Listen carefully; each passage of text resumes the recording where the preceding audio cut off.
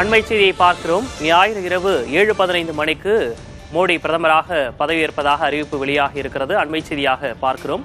ஞாயிறு இரவு 7:15 மணிக்கு மீண்டும் பிரதமராக பதவியேற்கிறார் நரேந்திர மோடி. குடியரசுத் தலைவர் திரௌபதி முர்மு பதவி பிரமாணம் செய்து வைக்கிறார். ஞாயிறு இரவு 7:15 மணிக்கு மீண்டும் பிரதமராக மோடி பதவியேற்கிறார். தற்போது அண்மை தகவலாக நாம் பார்க்கிறோம்.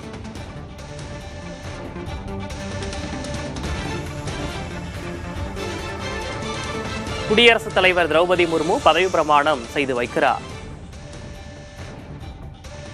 முன்னதாக ஞாயிறு மாலை 6 மணிக்கு பதவியேற்பு நடைபெறும் என தெரிவிக்கப்பட்டிருந்த நிலையில் தற்போது அதிகாரப்பூர்வ அறிவிப்பு வெளியாகி இருக்கிறது. ஞாயிறு இரவு 7:15 மணிக்கு மோடி பதவியேற்பதாக தகவல் வெளியாகி இருக்கிறது. குடியரசுத் தலைவர் திரௌபதி முர்மு பதவி பிரமாணம் செய்து வைக்கிறார்.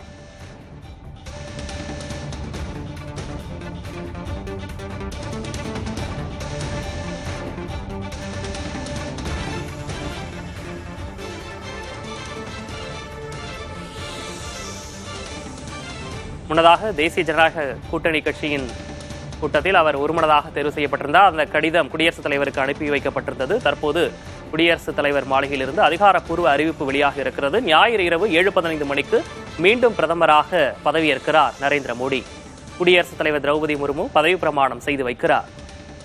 இது தொடர்பான கூடுதல் விவரங்களோடு செய்தியாளர் நிரஞ்சன் இணைந்திருக்கிறார். நிரஞ்சன், குடியரசுத் தலைவர் மாளிகையிலிருந்து வெளியான அந்த அறிவிப்புல வேறு என்னென்ன விஷயங்கள்லாம் குறிப்பிட்டிருக்காங்க? பிரதமர் நரேந்திர மோடியை நாடாளுமன்ற தேசிய ஜனநாயக கூட்டணி கட்சிகளுடைய தலைவராக தேர்ந்தெடுக்கப்பட்டிருந்தார். அதனை அடுத்து அவர் நேரில் சென்று ஆட்சி அமைக்கவும் உரிமை கோரியிருந்தார். அதற்கான கடிதத்தையும் அவர் வழங்கியிருந்தார். வரும் ஞாயிற்றுக்கிழமை மாலை என்பது தகுந்த நேரமாக இருக்கும் என்பதையும் அவர் கூறியிருந்தார். இதனை அடுத்து குடியரசுத் தலைவர் மாளிகையிலிருந்து வெளியாகி இருக்கக்கூடிய அதிகாரப்பூர்வ தகவலில் அந்த பிரதமருடைய தகவல்கள் என்பதை ஏற்றுக்கொண்டிருக்கிறார் குடியரசுத் தலைவர் திரௌபதி முர்மு அவர்கள்.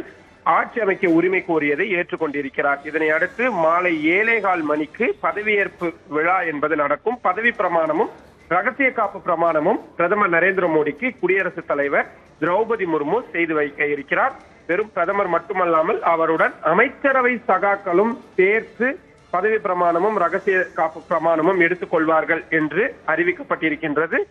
நிறைய சஸ்பென்ஸ்கள் என்பது இருந்து வருகிறது. பிரதமருடன் யார் யாரெல்லாம் அமைச்சராக இணைய போகிறார்கள் போன்ற விஷயங்கள் எல்லாம் பெரும் சஸ்பென்ஸாகவே இருந்து வரக்கூடிய சூழலில் அன்றைய தினம் வெறும் பிரதமர் மட்டும் பதவியேற்பாரா, மற்ற அமைச்சர்கள் எல்லாரும் ஏற்பார்களா போன்ற பல்வேறு சந்தேகங்களும் இருந்து வந்த சூழலில் தற்பொழுது பிரதமருடன் மற்ற அமைச்சர்களும் பதவியேற்க உள்ளது என்பதும் தற்பொழுது உறுதியாகி இருக்கின்றது.